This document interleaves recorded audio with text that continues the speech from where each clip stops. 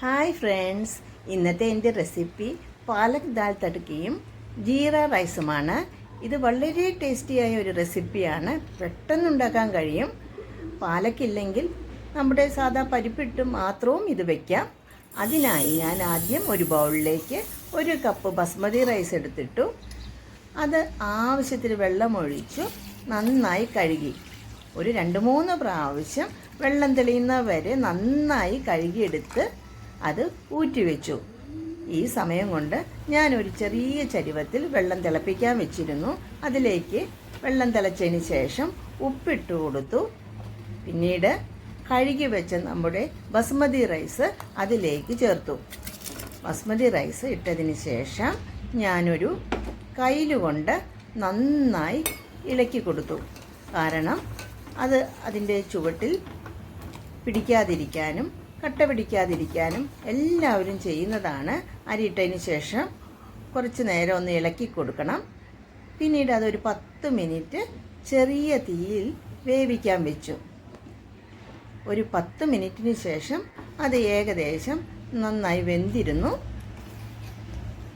Gas off ചെയ്തതിന് ശേഷം ഞാൻ കുറച്ച് നേരം റെസ്റ്റ് ചെയ്തിട്ട് അത് ഊറ്റാൻ വെച്ചു.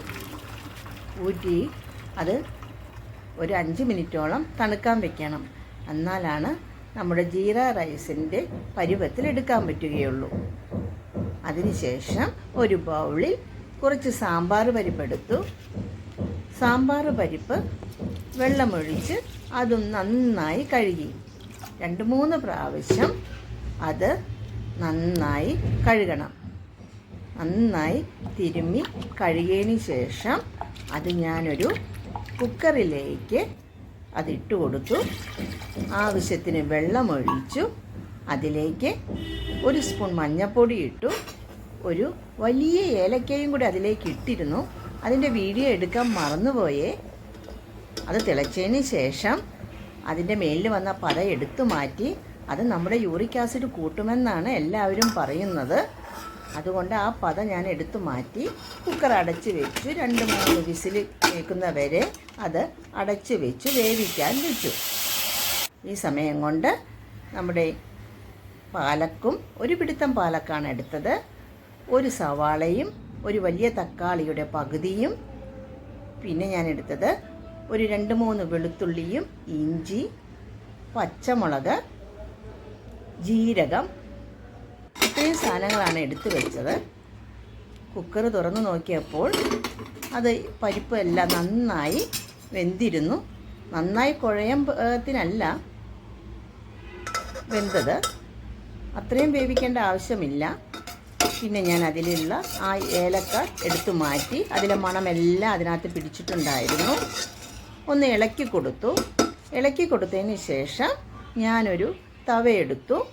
ആ തവയിലേക്ക് കുറച്ച് എണ്ണയൊഴിച്ചു. എണ്ണ ചൂടായതിന് ശേഷം ഞാൻ അതിലേക്ക് ഏകദേശം 1 സ്പൂണോളം വരും ജീരകമാണ് അതിലേക്ക് ആദ്യം ചേർത്തത്. ജീരകം ഒന്ന് പൊട്ടിയതിന് ശേഷം അതിലേക്ക് ഞാൻ അരിഞ്ഞു വെച്ച വെളുത്തുള്ളി ഇട്ട് കൊടുത്തു. വെളുത്തുള്ളി ഒരു ബ്രൗൺ കളർ ആയതിന് ശേഷം ഇഞ്ചിയും ചേർത്ത് കൊടുത്തു. പിന്നീട് നമ്മുടെ അരിഞ്ഞു വെച്ച മറ്റു സവാളയും ഇട്ട് ഒന്ന് നന്നായി ഇളക്കി. അത് ഒരു ഗോൾഡൻ കളർ ആകുന്നതിന് മുമ്പ് തന്നെ ഞാൻ അതിലേക്ക് നമ്മുടെ അരിഞ്ഞു വെച്ച തക്കാളിയാണ് ഇടേണ്ടത്. ആ തക്കാളി അതിലേക്ക് ഇട്ട് കൊടുത്തു. പച്ചമുളകും ഇട്ട് കൊടുത്തു. ഇനി തക്കാളി ആ എണ്ണയിൽ കിടന്ന് നന്നായി വഴറ്റണം. അതിനുവേണ്ടി ഒരു നന്നായി കയ്യിൽ വെച്ച് നന്നായി ഇളക്കി കൊടുത്തു. അതിലെ വെള്ളമെല്ലാം വറ്റിയതിന് ശേഷം ഇനി അതിലേക്ക് നമുക്ക് ഒരു ചെറിയ കഷ്ണം കായത്തിൻ്റെ കട്ടയാണ് ഞാനിട്ടത്. കായപ്പൊടി ഇല്ലാത്തതിനാൽ അതൊന്ന് ആ എണ്ണയിൽ കിടന്ന് ഒന്ന് മൂക്കണം. അപ്പോഴൊരു നല്ല മണം വരുന്നുണ്ടായിരുന്നേ. അതിനുശേഷം കുറച്ച് മഞ്ഞൾപ്പൊടി, ഏകദേശം 1 സ്പൂൺ മഞ്ഞൾപ്പൊടിയും കുറച്ച് മുളക് പൊടിയുമാണ് ചേർത്തത്. അത് കാശ്മീരി ചില്ലിയാണ് ഞാൻ ചേർത്തത്. എരിവ് വേണ്ടവർക്ക് നമ്മുടെ സാദാ മുളക് പൊടിയും ചേർക്കാം. ഈ മുളക് പൊടിയും ചേർത്തതിന് ശേഷം നന്നായി ഇളക്കി കൊടുക്കണം. നന്നായി അതെല്ലാം യോജിച്ചതിന് ശേഷം ആ തക്കാളി ഒന്ന് നന്നായി എണ്ണയിൽ കിടന്ന് വഴന്നതിന് ശേഷം ആണ് നമ്മുടെ പാലക്കിൻ്റെ ഇല അരിഞ്ഞു വെച്ചത് അതിനകത്ത് ചേർക്കേണ്ടത്.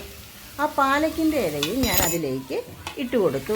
ഒരു പിടുത്തോളം ഞാൻ പാലക്കിൻ്റെ ഇലയാണ് എടുത്തത്.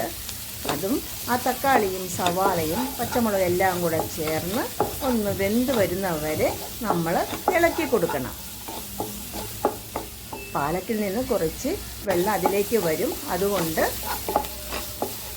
നന്നായി വേവുന്നവരെ അത് ഇളക്കി കൊടുക്കുക. ഇളക്കി കൊടുത്തതിന് ശേഷം ഞാൻ അതിലേക്ക് കുറച്ച് ഉപ്പാണ് ചേർത്ത് കൊടുത്തത്. അതിനായി 1 സ്പൂൺ ഉപ്പ് ചേർത്തു. കാരണം പരിപ്പിൽ ഞാൻ ഉപ്പ് ചേർത്തിട്ടുണ്ടായില്ല. അതുകൊണ്ട് ഈ പാലക്കിൽ ഞാൻ ഉപ്പ് ചേർത്ത് കൊടുത്തു. ഉപ്പ് ചേർത്തതിന് ശേഷം അത് നന്നായി ഇളക്കി യോജിപ്പിച്ചു. ഇളക്കി യോജിപ്പിച്ചതിന് ശേഷം അത് കുറച്ച് നേരം കൂടെ വേവാൻ വെച്ചു. എന്നിട്ട് നമ്മുടെ വെന്ത പരിപ്പിൻ്റെ വെള്ളം ഒരു 2-3 കയ്യിലെടുത്ത് ഞാൻ അതിലേക്ക് ഒഴിച്ചു കൊടുത്തു. അതും ഒഴിച്ചു കൊടുത്തതിന് ശേഷം നന്നായി ഇളക്കി യോജിപ്പിക്കുക. അപ്പോൾ അതിൻ്റെ ഗ്രേവി എല്ലാം ആ പരിപ്പിൽ പിടിക്കണം. പരിപ്പിൽ പിടിച്ചതിന് ശേഷമാണ് പിന്നെ ഞാൻ ബാക്കി നമ്മുടെ കുക്കറിലുണ്ടായിരുന്ന ബാക്കി പരിപ്പിൻ്റെ വെള്ളവും കൂടെ അതിലേക്ക് ചേർത്തത്. ബാക്കി പരിപ്പിൻ്റെ വെള്ളവും കൂടെ ഞാൻ അതിലേക്ക് ചേർത്തു. എന്നിട്ട് നന്നായി ഇളക്കി കൊടുക്കണം.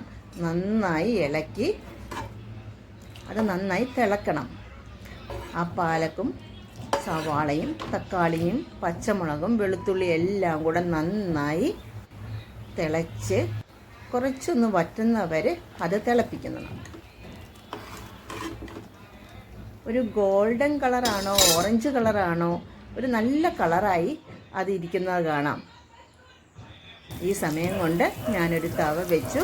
അതിലേക്ക് ഞാൻ കുറച്ച് എണ്ണയും ജീരകവും ഒരു സവാള നേരത്തെ അരിഞ്ഞതിൻ്റെ വെളുത്തുള്ളിയുടെയും കുറച്ചുണ്ടായിരുന്നു, അതും കൂടെ അതിലേക്ക് ഇട്ട് കൊടുത്തിട്ടുണ്ടായിരുന്നു. അതിൻ്റെ ആവശ്യമില്ല, ഞാൻ അത് വേസ്റ്റ് ആക്കണ്ടല്ലോ എന്ന് വിചാരിച്ച് അതിലേക്ക് ഇട്ടതാണ്. അതിനുശേഷം ഞാൻ വേവിച്ച് വെച്ച നമ്മുടെ അരിയുടെ കുറച്ചാണ് ഞാൻ ചേർത്തത്. എല്ലാവർക്കും ജീര റൈസ് ഇഷ്ടമല്ല എങ്കിൽ നമുക്ക് കുട്ടികൾക്കൊക്കെ വേണ്ടി ഞാൻ കുറച്ചാണ് ഉണ്ടാക്കിയത്. എനിക്ക് പ്ലെയിൻ റൈസും പാലക്കറിയും കൂടെ കൂട്ടി കഴിക്കുന്നതാണ് ഇഷ്ടം. അതുകൊണ്ട് ഞാൻ കുറച്ച് റൈസ് എടുത്ത് ഇട്ടു, മല്ലിയിലയും ചേർത്തു. എന്നിട്ടൊരു പ്ലേറ്റിലേക്ക് അത് വിളമ്പി നന്നായി ഇളക്കി വിളമ്പിയതിന് ശേഷം അത് കഴിച്ചപ്പോൾ നല്ല രുചിയായിരുന്നു. നല്ല ചൂടോടുകൂടി ഇത് കഴിക്കാൻ നല്ല ടേസ്റ്റിയാണ്. ഇത് പെട്ടെന്ന് ഉണ്ടാക്കാനും പറ്റും. നോക്കൂ എത്ര ഭംഗിയാണെന്ന്. എല്ലാവർക്കും നന്ദി. നിങ്ങളെല്ലാവരും ഇതേപോലെ ഉണ്ടാക്കി നോക്കണം. എൻ്റെ അടുത്ത വീഡിയോ എല്ലാം കാണണം, സബ്സ്ക്രൈബ് ചെയ്യണേ. എല്ലാവർക്കും ഇഷ്ടപ്പെടുമെന്ന് എനിക്ക് നല്ല ഉറപ്പുണ്ട്. Thank you.